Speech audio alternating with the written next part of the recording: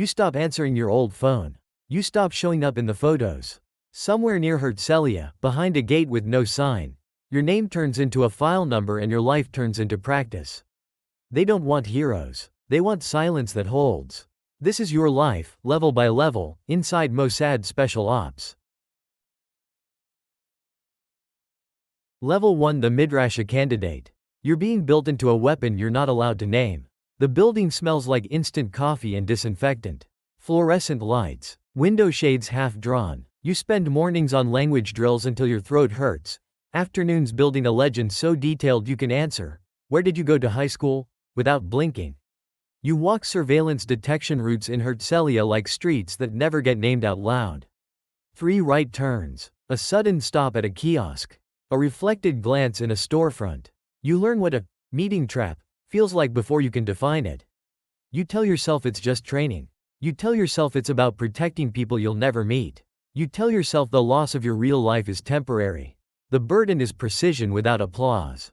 No patches. No unit jokes. Every mistake is scored like a gunshot.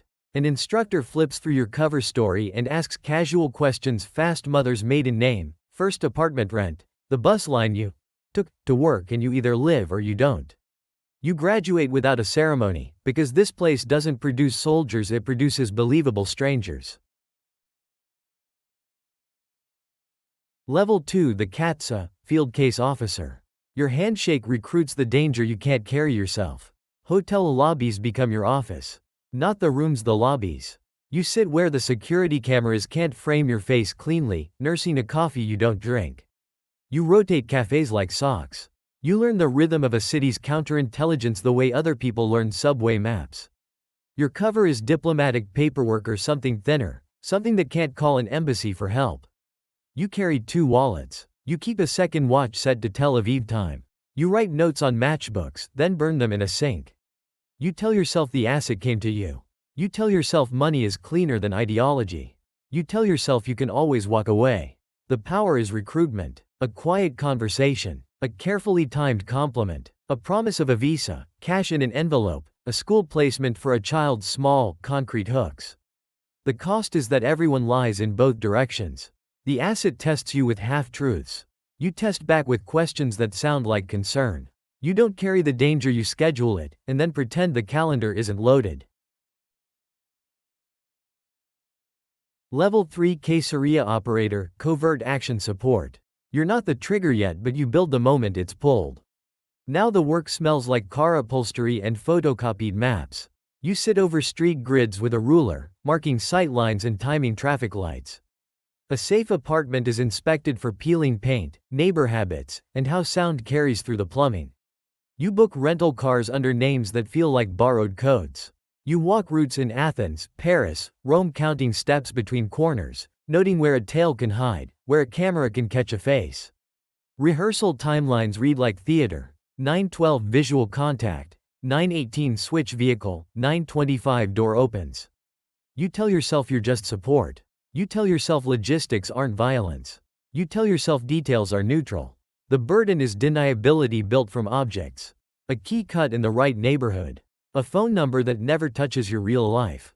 A border crossing practiced until it's boring. You learn roles without asking who pulls the final act: surveillance, driver, backup, cleaner, because asking is how you end up remembered. You realize you can build a perfect operation and still be the smallest part of its proof. You've learned to disappear and to recruit. Now you start building operations that can't be explained in court. When someone finally says, abduction, you don't ask why, you ask how quiet. Level 4, Kidon team member. You're the hand that does the thing nobody writes down. Your passport feels heavier now, even when it's blank. You live out of a soft bag. 2 shirts, a razor, nail clippers, a small roll of medical tape. You meet in stairwells, in parking garages, in the back seat of a car with the engine idling just enough to vibrate your teeth. Nobody says the target's name twice. You rehearse like it's a fire drill. Walk in, walk out. A glance at the reflective surface of a shop window. A knot in your stomach you keep behind your ribs. You learn to hold your face neutral while your hands check pockets, key, coins, cover papers like a prayer with no God. You tell yourself you're removing a problem. You tell yourself hesitation is what gets teammates killed. You tell yourself the cleanest operation is the kind the city forgets by dinner. The power is finality. A choice of tools that fits the place. A silenced shot that still sounds loud in a narrow alley. A staged accident with paperwork already waiting. A sedative measured in milligrams so nobody has to improvise. The cost is that your memory becomes the only archive. You don't pull a trigger and feel power, you feel the world narrowed to a point, like a needle finding a vein. Level 5 Missions Controller, Caesarea Desk, Approvals Chain. You don't run the street, you run the permissions that make the street possible. The room is too bright and too quiet. Phones with multiple lines. A locked cabinet that never opens in front of visitors. You sit at a desk with folders that don't have titles, only numbers and dates, and the smell of stale cigarettes trapped in paper. Operators come back with details you can't unhear. A balcony light that always flickers at 2340.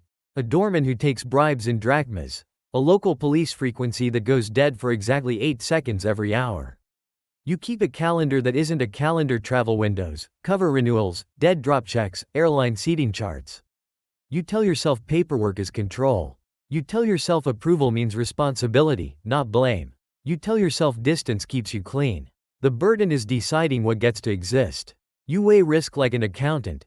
Number of assets exposed, diplomatic blowback, the probability a border guard asks the wrong question. You route requests up the chain in clipped language, stripping out emotion until it fits on a single page. You authorize money, documents, safe flats, and you deny them. At this level, you don't hear gunfire, you hear the sound a stamp makes when it turns intent into action. Level 6 The Special Ops Chief's Room, Mossad, Caesarea Leadership. You're the quiet center where operations become policy and policy becomes nights without sleep. A secure door clicks behind you, and the air changes. No windows. A map on the wall with pins that don't mean vacations. You sit with a small circle, people who don't introduce themselves, and the conversation stays procedural. Time, place, cover, contingency, extraction. Your days are briefings and denials. Liaison meetings where everyone smiles too much. Calls routed through switchboards, phrases spoken twice to confirm, then never repeated again. You read cables that start with urgent and end with a name that will soon stop appearing in public records. You tell yourself you're protecting the service from chaos. You tell yourself restraint is also a weapon. You tell yourself the state can't afford your doubt. The power is orchestration. You choose priorities, allocate teams, decide whether a target waits or moves now. Decide how many layers of cutout protect the trace back home. You build rules how to report, how to compartment, how to vanish a mistake before it becomes a headline. The cost is that every outcome lands on your desk, even when your hands were nowhere near it. You don't become larger than the mission, you become the room where the mission can breathe, and where it can suffocate. There's no rank where your skin stops listening for footsteps behind you. The names change: candidate, katsa, operator, executioner, controller, chief, but the posture stays the same. You learn to trade sleep for certainty, friends for cover, truth for usefulness. Power doesn't feel like triumph. It feels like a file that never closes, stamped again and again, until the paper wears thin.